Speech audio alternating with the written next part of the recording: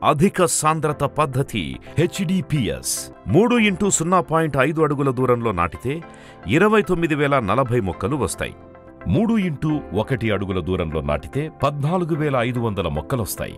అయితే మొక్కల సంఖ్య పెరిగినప్పుడు దానికి తగినట్లుగా వ్యవసాయ పద్ధతుల్లో మార్పులు చేసుకోవాలి.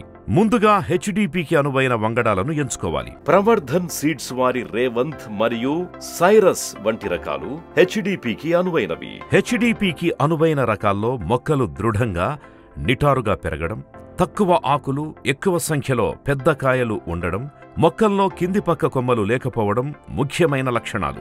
అధిక సాంద్రత పద్ధతి లేదా హెచ్డిపిని అనుసరించేటప్పుడు మొక్కలు మరీ పొడవుగా పెరగకుండా గ్రోత్ రెగ్యులేటర్స్ ని నాటిన 45, 65, 85 రోజులప్పుడు మొత్తం 3 సార్లు వాడుకోవాలి.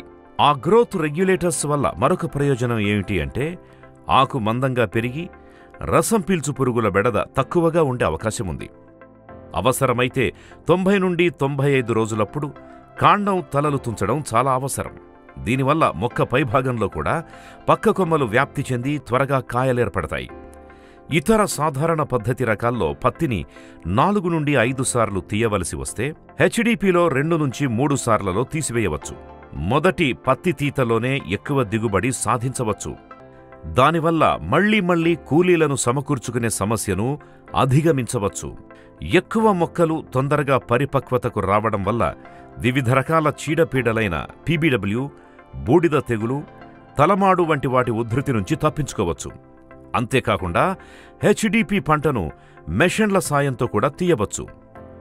హెచ్డిపి అనుకూల రకాల్లో పత్తికాయలు పెద్దగా ఉండి బరువు ఎక్కువగా తూగుతాయి.